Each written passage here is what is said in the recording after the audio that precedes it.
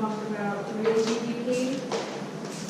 We said that in real GDP we keep prices constant, right? So the only thing that can change a real GDP is quantity, right? An increase in quantity or a decrease in quantity. Then we talked about compounding interest and the formula for it, that future value is equals to present value times 1 plus the interest rate raised to the t, or the time that's given to you in the question. So any questions so far?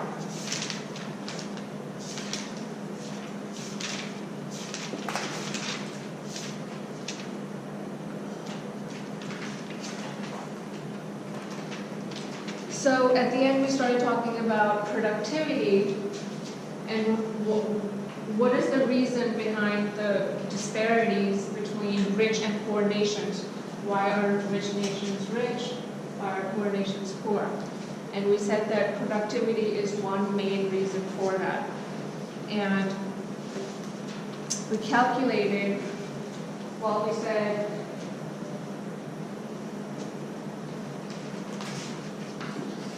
real GDP per capita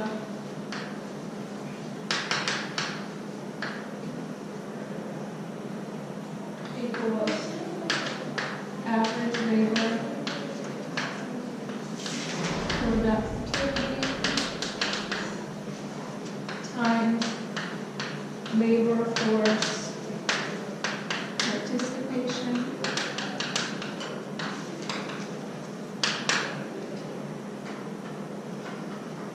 labor force participation is people actually willing to work, which is labor divided by population. And average labor productivity is quantity divided by labor.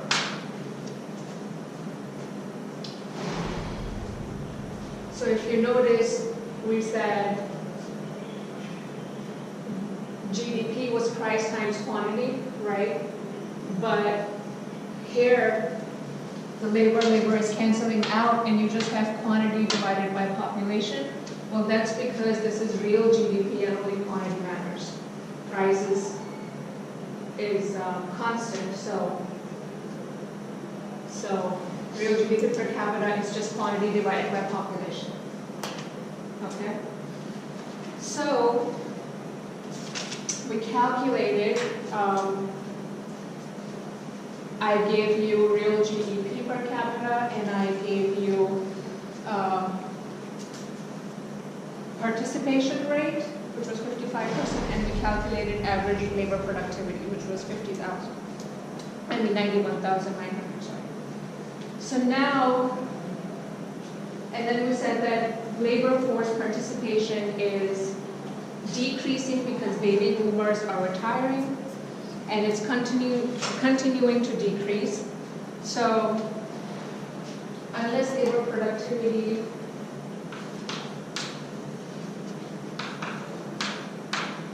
baby boomers retiring, labor force participation continuing to decrease. So unless labor productivity increases,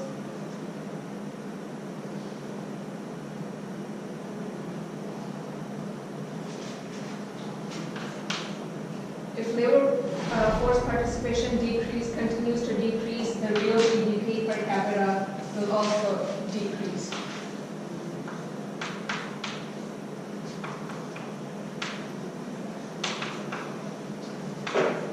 Will also decrease.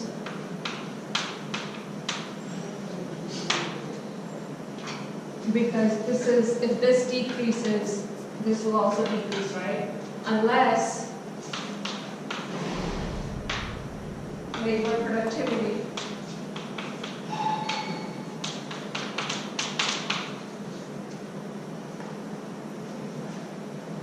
increases by more than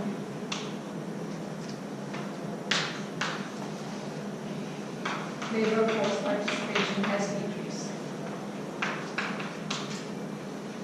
So unless labor productivity increases by more than this has decreased, your income will decrease.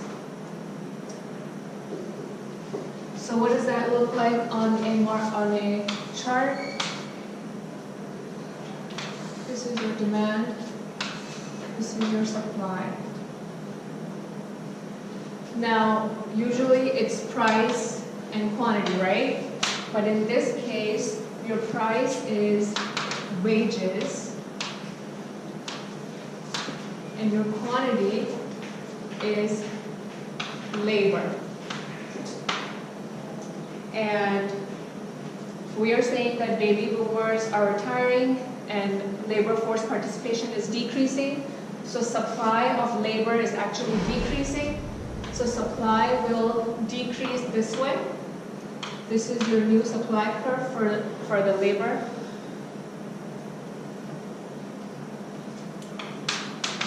So before this was the equilibrium point. Before this was the labor, and this was your wage 1. Now that labor supply has decreased, wages have gone up. Wage increased.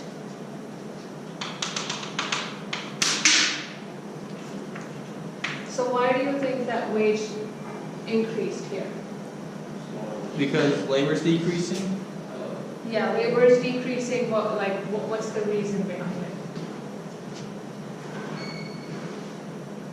Labor is decreasing. We are short on labor, right?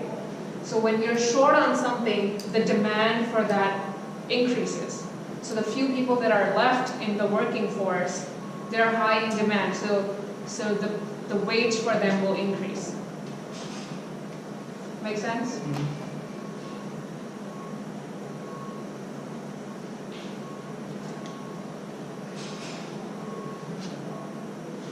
So, as baby boomers retire,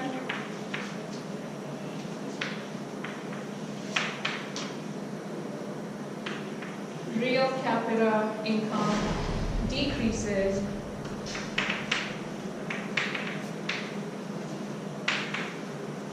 but real wages increases.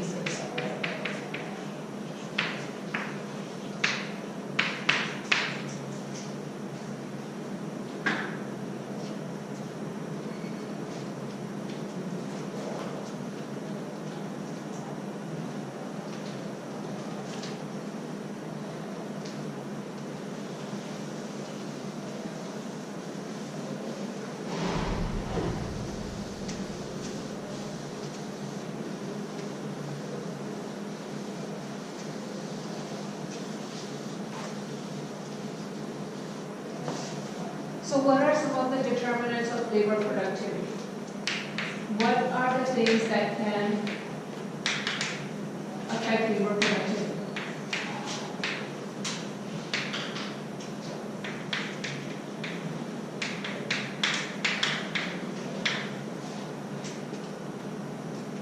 Number 1 is human capital.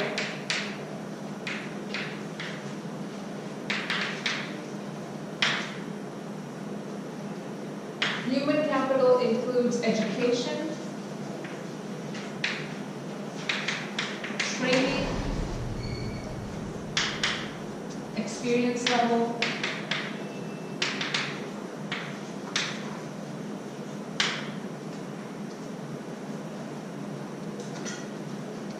those with higher human capital level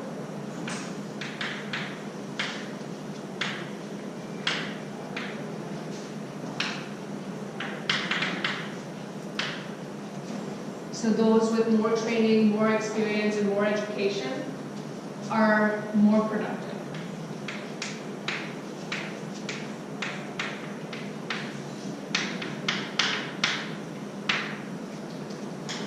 Compared to someone who doesn't have the education or training. single most important factor in long-term growth. Single most important factor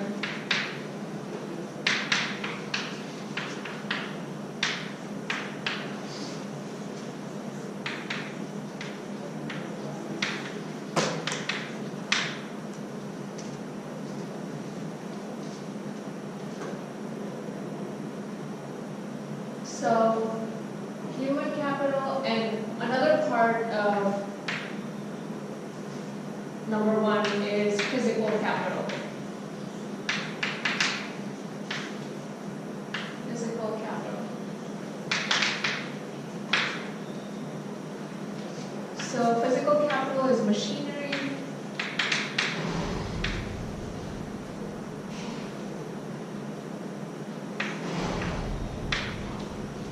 relevant towards production,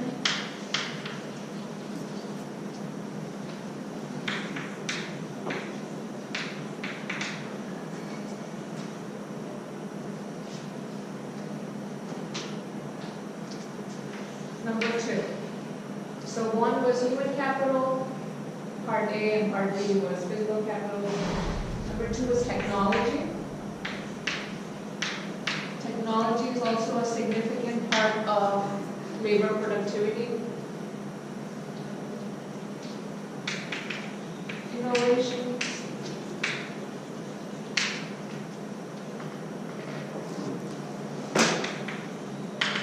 Yield more productivity.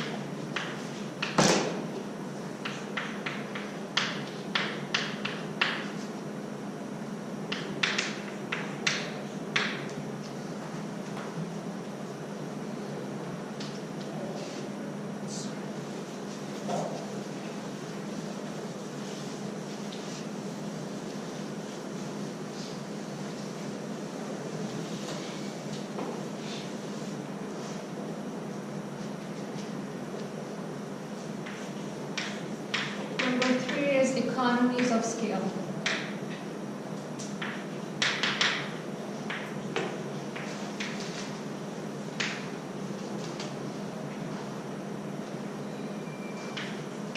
Economies of scale means that as you produce more,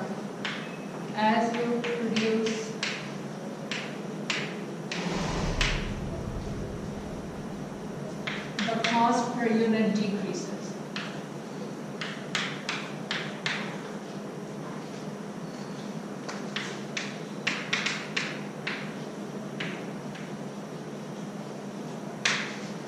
An economy of scales graph looks like this.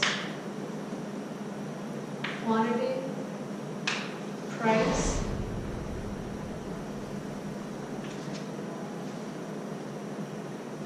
and lead time. This is quantity. This is price. So 100, 50,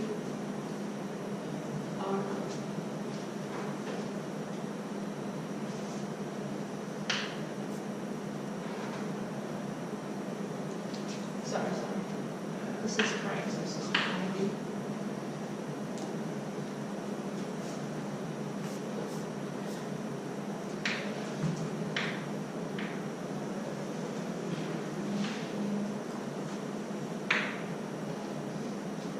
So initially when you were making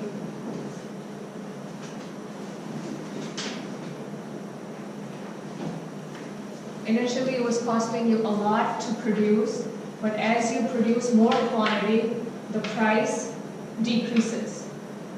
So in the long run, as you produce more quantity, the price decreases per unit.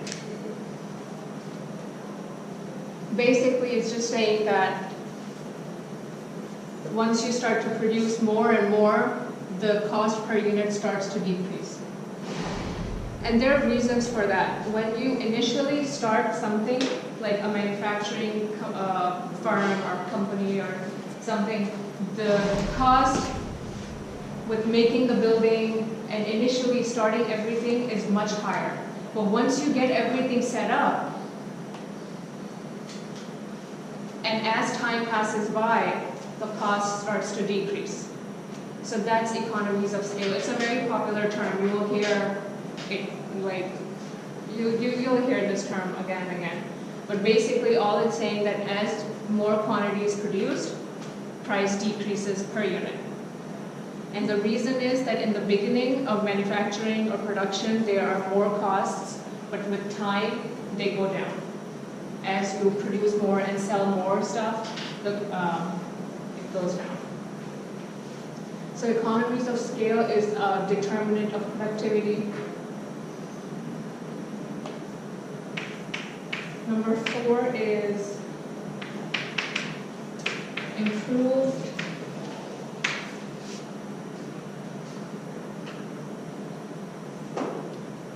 resource allocation.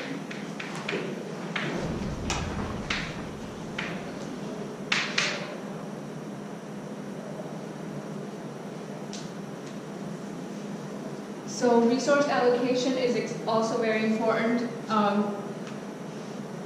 We say that the definition of economics is that it's a study of choice when there are limited resources. So the assumption is that every nation, every country has limited resources.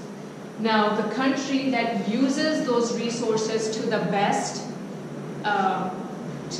most optimal way is going to be more productive.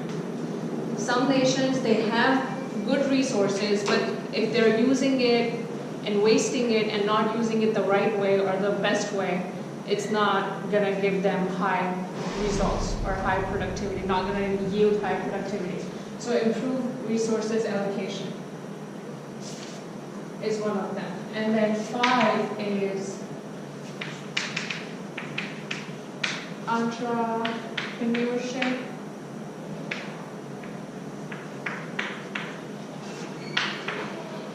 And management.